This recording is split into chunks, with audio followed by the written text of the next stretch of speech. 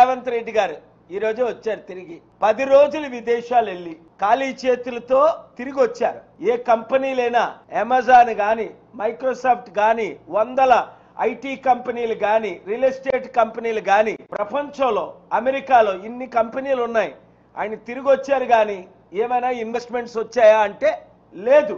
నేనేం చెప్పానంటే ముఖ్యమంత్రులు నాతో వస్తానన్నారు రేవంత్ రెడ్డి గారు. అనేక మీటింగులు పెట్టాను.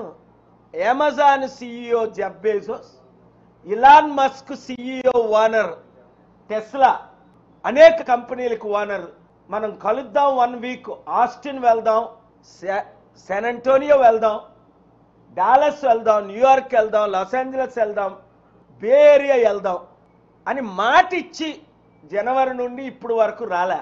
ఇప్పుడు ఆయనకు అర్థమైంది ఇంకెన్ని ట్రిప్లు వేసినా రాజకీయ నాయకులు ఎవరు